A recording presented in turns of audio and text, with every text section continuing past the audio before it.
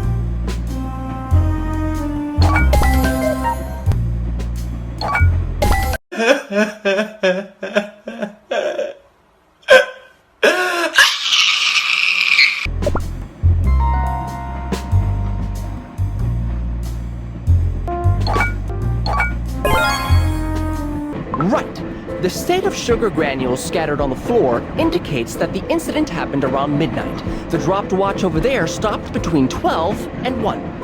Which means our victim here engaged in a physical confrontation with the culprit, resulting in the dropping of said watch. And the weapon? What could it be?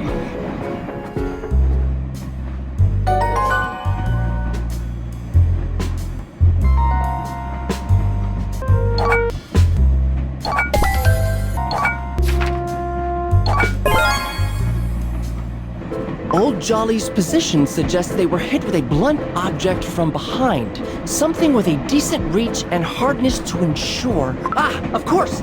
The candy cane, right here! Impressive. Most impressive. The villain used old Jolly's cane? How horrible! Well, I am most certain that I know what the sugar gnome was doing. An untied gift sack. Gift boxes with our names scattered across the floor. And a holiday hat and judging by these items, it's clear old Jolly was preparing gifts for us when the incident occurred. Oh my! Who could have done such a thing? That's exactly what we're gonna find out. Everyone, please move to the dining car where we will question you. Was the sugar gnome feeling cold? This room is intolerably hot. My cheeses will positively melt away. Such a familiar beginning. Too familiar. Indeed, it follows my story almost to the letter. The victim, and the enclosed space of the running express train. Then, according to my manuscript, the antagonist will be... Miss Linzer Cookie, please proceed to the dining car. Esteemed detectives, I'd like to make a proposition. You see, my services and expertise might be very beneficial to the investigation. Perhaps I could assist you? Pardon? With respect, Miss Linzer Cookie, a famous crime story writer you may be, but reality is far from fiction. It will be an honor to work with you. What? But Detective Cheddar... Oh, marvelous. I will do my best not to get in your way. Besides, I already spoke to all the passengers yesterday. I'm sure you will find my remarks most helpful. That is what I call an excellent point, Macaroni Cookie. Let us accept Linzer Cookie's proposition. But Linzer Cookie is a civilian. This is strictly against procedure. Procedures. We are on a running train, after all. The brass doesn't have to know. But we agree on one condition. We are in charge of the investigation. Oh, give me a break. Fine. But FYI, I won't be held responsible if anything bad happens. Detective Cheddar Cheese. Well, then it's settled. Now it's about time to start detecting.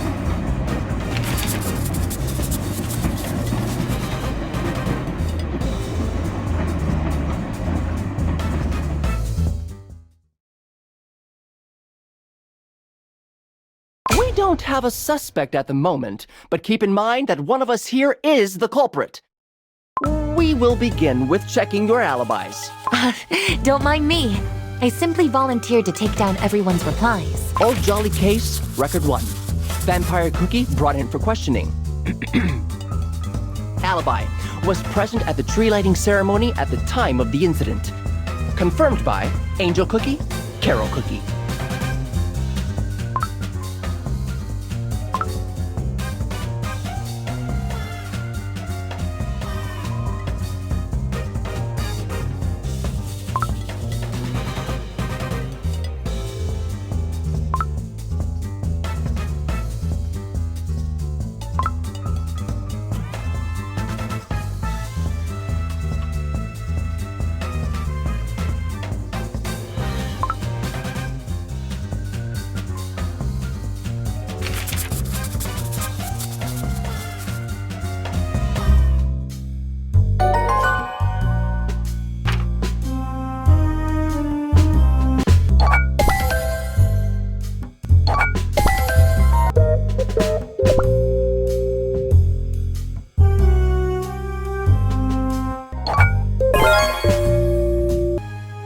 So, you're saying you were at the tree lighting ceremony? Was I? Oh, yeah. I guess I was. I had too much grape juice last night.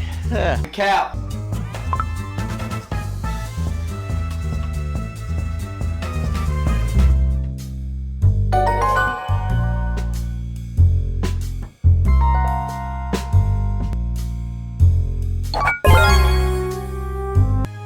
Vampire Cookie, didn't you have a talk with old Jolly about the grape juices they carried? They seemed so tempting, did they not? Well. So the poor sugar gnome was a mere obstacle standing between you and a sip of fancy grape juice, huh? Class. What? What do you take me for? We made a deal. Old Jolly would let me have a little taste for a small donation of coins. That was it. They even made me sign a formal agreement. Here. Sugar gnomes and their no-nonsense ways. Was there anything else?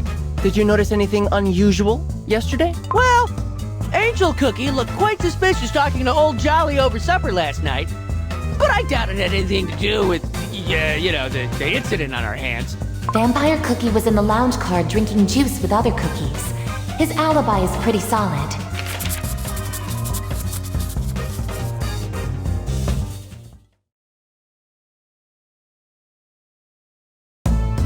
Thanks. Next! Old Jolly Case, Record 2. Angel Cookie. Alibi, was present at the tree lighting ceremony at the time of the incident. Confirmed by Vampire Cookie, Carol Cookie.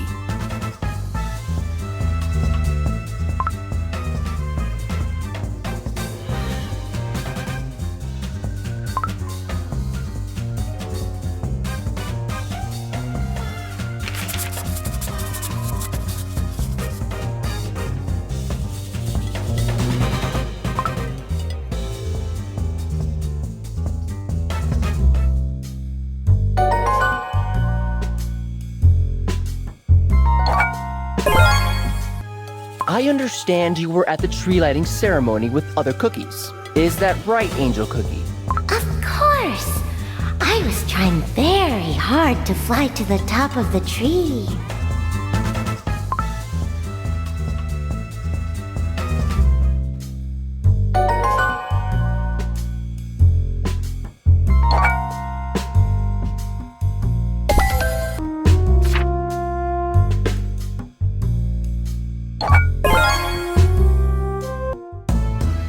Say, what did you talk about with old Jolly over supper last night? We talked about... Well, I asked if old Jolly could fly. It's the sleigh that allows me to fly around. Easy peasy. Ho ho. Yes, that's all. Did they now? I didn't do it. Listen, pal, you do have something shady about that squint of yours, if I'm being completely honest with you. I get that.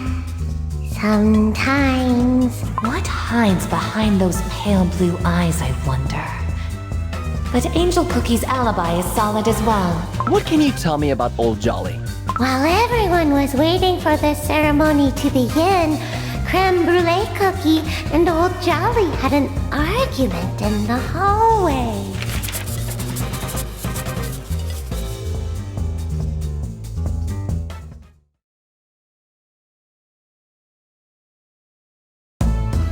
Noted.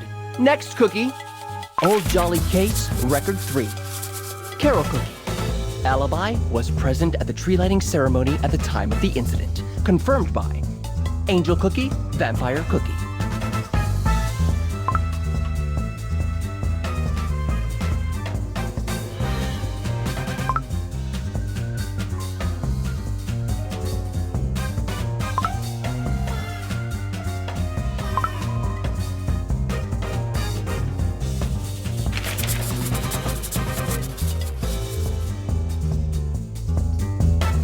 Of course, I was completely mesmerized by the twinkling ornaments.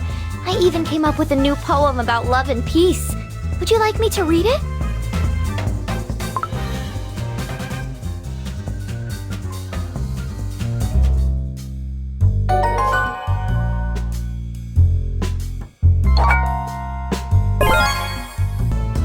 Did you have a chance to talk to the sugar gnome? I sang them a song to cheer them up.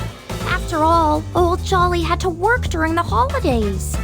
Sometimes a little song filled with warmth and joy can bring peace to the troubled soul.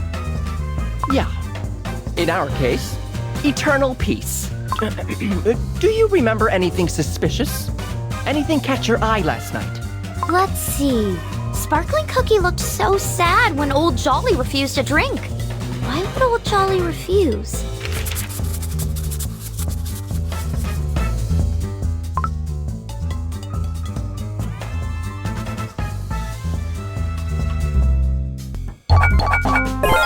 Yes, Vampire Cookie, Angel Cookie, and Carol Cookie were together, and their stories perfectly align.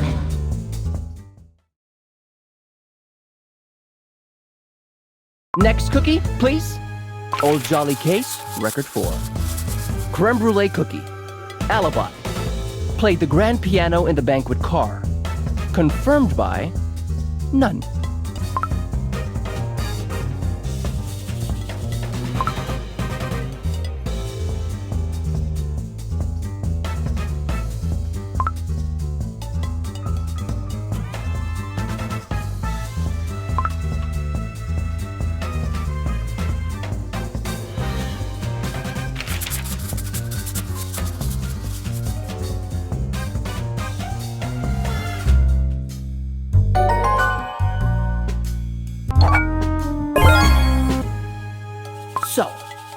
You're saying that no one else was there in the banquet car who could confirm your alibi? No one at all heard you play? I suppose.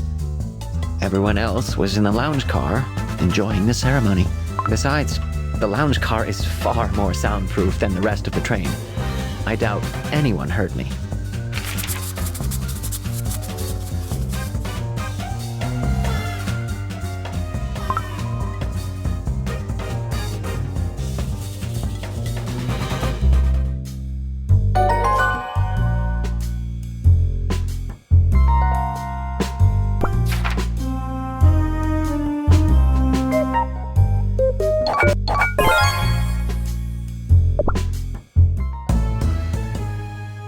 Other cookies mentioned your little argument with the victim.